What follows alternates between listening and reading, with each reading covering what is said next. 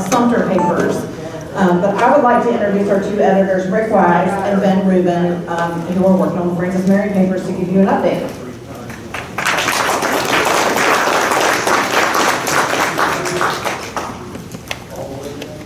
And keep eating. Go get that broccoli. They put the broccoli salad. Hi, ladies and gentlemen. How are y'all doing today? Anybody here a fan of Francis Marion? I would hope. Ladies and gentlemen, most of the references that you have read, at least the biographies, have talked about Marion in certain ways. Ben Rubin, my kind of compatriot in arms here as editors of the Francis Marion papers, it is not our project that we are working on here. This is the project that was started by Dave Nealon. Dave Nealon worked for a number of years on this, inspired by Charles Baxley and others, to be able to bring all the Francis Marion papers together. In conjunction, Patrick talked earlier about the Marion Orley book. One of the things we have discovered that when you put those sources, the letters and the Orley book together, it has changed what some biographers and historians have interpreted in the past. For instance, I've done a presentation here before about the Rounds campaign where historians say Marion sulked, Marion avoided joining Sumter. That is not true, ladies and gentlemen. Marion's letters say that he responded as soon as he got the letter from Sumter, and Marion's Orderly book puts him exactly where he said he would be afterwards. But, hey, somebody told me the other day I'm a raconteur. At first I thought that was something like Jimmy Hoffa, but it turns out it's a storyteller. So let's tell a story here. So I'm going to lead us into this, and then Ben's going to chime in. Okay, most people think the guy on the left should be Charles Baxley, but instead it's Walt Disney. In talking with Dave about his inspiration for being able to do this, part of it was he was around Florence, South Carolina, and he got involved in history, and he found out about Francis Marion. And he was inspired by it. And how did all of us as kids get inspired about Francis Marion? Hey, we turned on Disney on Sunday night, and when we did, there was Walt Disney talking about Francis Marion. And there is Francis, well, actually, that was Leslie Nielsen. But he was our first impression of Francis Marion. You know, some things inspire us. So, you've got Dave Nealon decides he is going to work on finding the Francis Marion papers. So you look there, gee whiz, when did it happen? Where did it happen? All these sources, because there is no ready source that Dave could go to be able to police this up. So he had to go and search for it. And around 2007, it's like, where is all this? How can I find it? Well, Dave went through a transformation. He became Columbo. Patrick, please explain to your daughter who Columbo is. Hey, she watches Columbo. Okay, there we go. Okay, so Dave gets out and he starts looking at all these different places around the nation to try to find the resources of where the Marion papers are. And I believe, Patrick, you may have also mentioned something about that maybe Yankees absconded with some of this stuff. Hey, a lot of the stuff was found in Michigan, archives around, tracking things down in California and other places to bring all these letters together. Auction houses. I'm here to tell you, you can, some of the resources that they have was going to an auction house where they're auctioning off a Francis Marion letter to be able to get a photocopy of it so that you can have access to it and what it says. And doing all that has put together for us a way of collecting everything. And ladies and gentlemen, Dave Nealon has just walked in the room. Dave, please take a bow.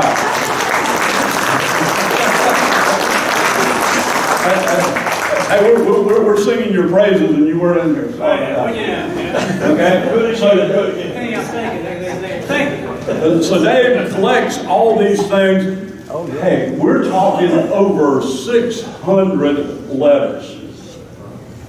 Okay? And so as we're working on this manuscript and we're editing Dave's manuscript, hey, we've got the easy work. Dave did the yeoman's work of pulling this all together. And as we're pulling this thing together, it is amazing to see the level of detail that you can get, and also learning about the personality of Francis Marion. He is the quintessential professional. He is someone that didn't get overexcited, and at least from what I'm getting, he was never too far up, never too far down. But anyways, so they put together the manuscript. Believe it or not, in his effort to be able to find Francis Marion, Colombo actually did, as you see on the lower right.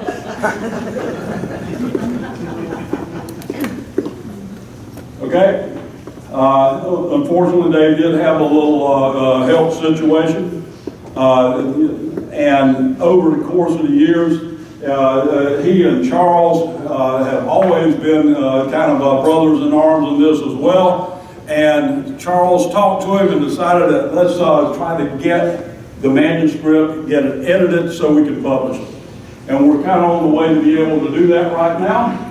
And we're going to have the manuscript itself. It will include biographies. It will include maps and illustrations. We're trying to cover all the small detailed portions that will give people the ability to use these manuscripts not just as a single source, but to be able to use it for genealogy and other things as well as you're trying to pull all the pieces about Francis Marion together.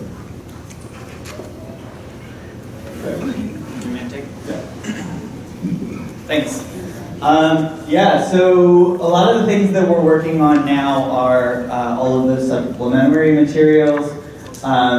So the Marion Papers covers from 1759 and his service in the French and Indian War, although the source material going back that far is pretty sparse. We have a few things, but primarily it focuses on his service in the war, and then of course we have a little bit from his later life afterwards, up to his death in 1795. So the bulk of the project is those letters, the historical annotations and added context that we're adding and that Dave had already added. And then we are also adding into that, as Rick mentioned, a number of biographies, not just of Marion, but of his subordinates, his superiors, the loyalist opponents that he faced, as well as illustrations and maps. So, hopefully we're giving you more than just the raw letters themselves, although that is obviously the reason for the project and kind of backbone of it.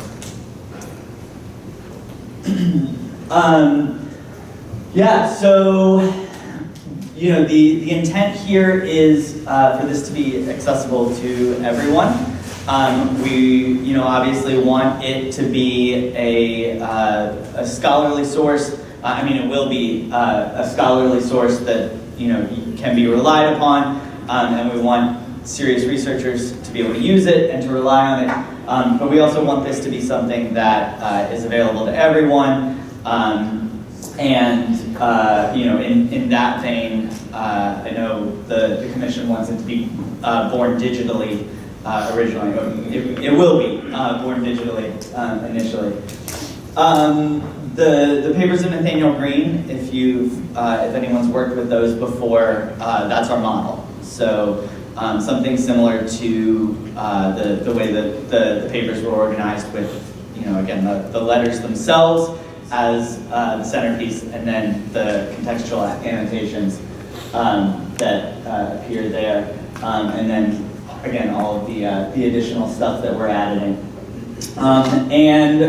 Currently, we are in deep editing mode right now.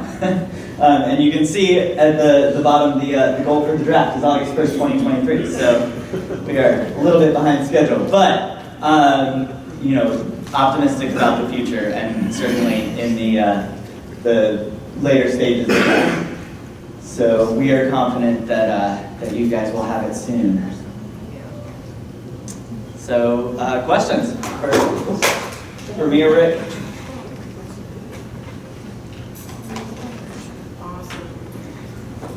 Thank you so much, guys. Thank y'all. Oh, wait, got one question. Is this going to be an hard copy, paper form? I don't know, Charles or Molly? Yeah, eventually, Probably. eventually there will be a published version of it, yeah. Thank you. Good question. One of the issues, thank you very much, Ben and Rick. One of the issues that yes, please come. They have put in a tremendous amount of work, as have our partners with SE 250 and the Battleground Trust. So this is going to be premier for us. Before David Brewer comes up and tells us an update, I would like to invite Tom Persons up here to give us an update. Actually, it'll be the first that you hear of this. We sunset in 2033, but our goal is for South Carolina to have her rightful place in the history books. Well, how do you do that? You have to put these things in perpetuity. And Tom Persons, you can come cut the clock here. You know, I was looking at it earlier, it looked like a bulldog, but you can't do that to a bulldog. No, you cannot believe it. Anyway, I want to introduce Chairman Tom Persons, who is Chairman of the Trust, South Carolina American Revolution Trust, and he's going to tell us a little about what's going on. Thank you very much, Molly. I worked on the script last night, and I thought, well, I've got some points I want to make, and the more I've sat here today and listened to this, there is no question. First of all, you can't turn Charles Baxley down. I mean, Charles calls, and we all run, and I know you all know that. We've heard his name up here a number of times today. But the foundation, our trust, we started in probably early April, and Charles called me and he said, "Tom, will you come over? I want to talk to you about something." And of course I did. And by the time I walked out, and his wife Judy said, "Tom, I want to give you some flowers to take home to your wife." I said, "I'm going to need more than flowers." This has become, and I thought, you know, it's kind of like birthing a baby. How many of you have grandchildren, babies, brothers and sisters? Just hold your hands up just a minute. This is what we've done. We have birthed this baby, and today is literally our first coming out to tell you a little about the trust. You've got the website behind me. It's up and running, and you're welcome whenever you're interested, pop onto it, take a look at it. I will tell you that we've got a board that's unbelievable, and I know a lot of these names you know. Doug McIntyre's, Doug has been doing a lot of work with us, and he's a historian, as you know, from the Charleston area. And yesterday, he and I talked, and he is now one of our board members emeritus, which is outstanding for him because he's dealing with some things in Charleston. We also have John Allison, who's an investment banker, doing an incredible job with us. And you know, I learned to love these people. It's incredible. General Burns left a little early because he had something going on in Camden. He said, "I've got a higher order." And I said, "Miss Ruth Ann has told you to come home early." So that's where he's gone. And we also have a young lady by the name of Corrine Hoch, H-O-C-H. And she's a very top leader in the DRA. And we're very fortunate to have her on our board. And we're looking for one additional board member from somewhere up in the upstate. But I will tell you this, after looking at what we've got, we've met with a number of different people, and I want to thank Charles publicly today. There'll be some additional PR and so forth, but our first donor to the trust is Mr. Charles Baxley. And I got to tell you, I was just talking to Ed back here, and he's a librarian, and I said, can you come help us? And he said, I'll be glad to help you. He's from New York, he's moved down here, he's living in Beaufort. But we are open for business. The board and I said the board on Thursday said, we're ready. I said, well, if we're not ready, we're going to be ready because we're going to tell you about it today. You can look at the mission statement, it's pretty plain. What we want to do is we want to save everything that you've heard about today and make sure that we've got a gigantic server farm, if that's what it takes. I've heard so many stories in the last several months about people that, I just cannot keep this up. It's cost me more money. I'm retired. I don't have money to do this data stuff, and I'm tired of it. My fingers don't work. And so I will tell you, we've got Charles's gift. We have 2 more that we will probably announce between now and Christmas. And today we picked up yet another. And we also picked up another grant today that's going to help us with this server farm and getting our website up to where it will handle anything, anywhere, anytime. What we want to do is we want to save this information, because if we don't save it, it's going to be gone. And I was not a history major, my son was, but when Charles called me and I started looking at this, it's like an elephant, You take a bite and you say, Charles, I cannot believe. So I've been kind of jumped in the pool, and I've gotten very, very well with history, and I'm reading every night. My wife says, cut the light off and go to sleep. I said, got 10 more chapters, honey, I'll be there. But we are, like I said, open for business. I want you, one, to do a couple of things for us. First of all, the website has email addresses. I would love to hear from you. I know there are people in here, the term old bothers me. We're getting old. We're not getting old. We're maturing. And that's the way I like to look at this, is we're maturing. And what I want to do, and what our board wants to do, is we want to take all this information, make it available to you, and ensure you that we're going to keep it updated and keep the information that can be accessed by anyone, anytime, anywhere. I'm excited about it. I hope that you all are excited about it. What I would like you to do is look at the website. I thought I put my address on it. I will make sure, if you will send us an email to the website, that I'll get back in touch with you. But I know some of you right now have opportunities that you got something in your closet, or you got it in a computer, or you got it written down in notes. We went to Charles's house 2 weeks ago and started inventory to make sure we getting all his books and everything. I think we thought, I think Charles said, oh, I got, a couple of 100 books. Well, you got a couple of 100 books on the bottom shelf. And then on the next shelf, he's got reams and reams of papers and so forth that are all historical in respect. And I just can't thank Charles enough, one, for asking me to get involved in this, and two, for what he's done for our state's history.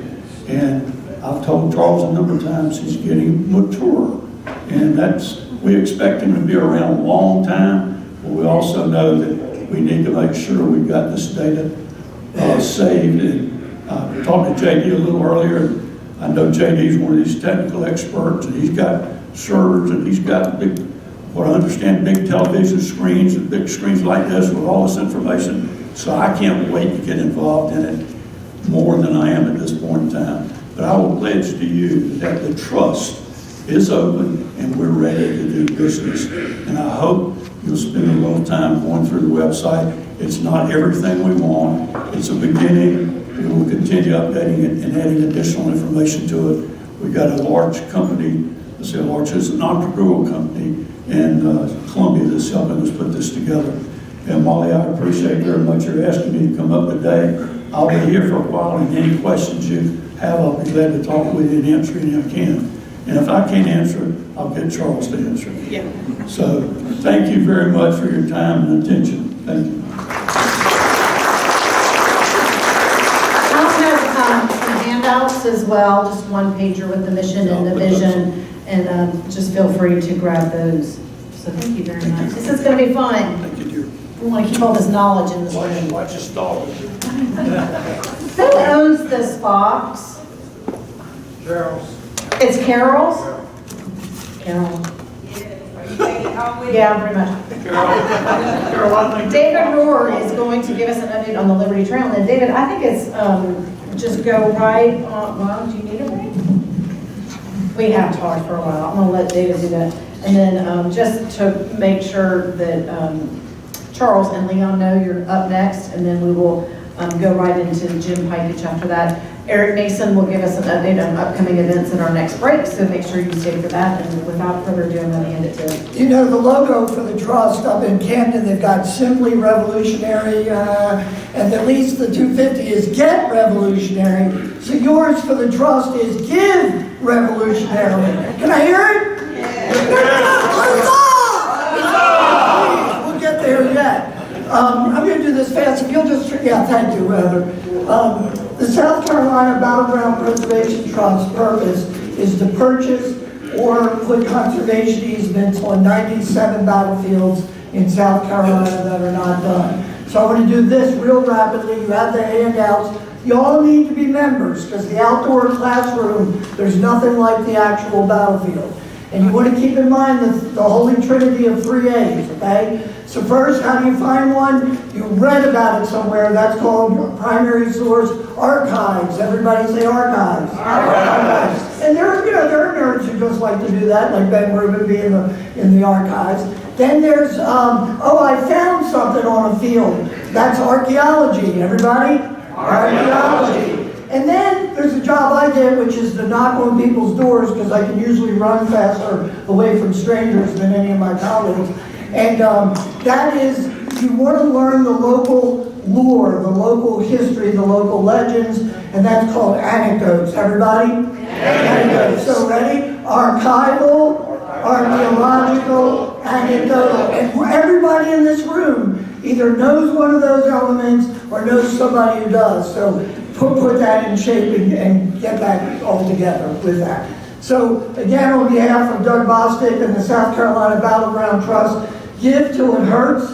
And these are the battlefield sites. They're much more important than museums, and probably as equally as important as the trust for the material is the actual physicality of the sites. And again, I grew up in Maryland. Harper's Ferry and Gettysburg are not what they were when I was a kid. Antietam is, though, by the way, but that's in Maryland. So, all right, let's switch right into our next speaker. If you need to use the restroom, please feel free to do so. Now, I mentioned that there are 4 gospel writers of the Southern campaigns of the American Revolution. 2 of them we've already introduced, J.D.'s Carolina. I'm not making this stuff up. These are the Gospels. Now, there's plenty of other epistles that were contributed, but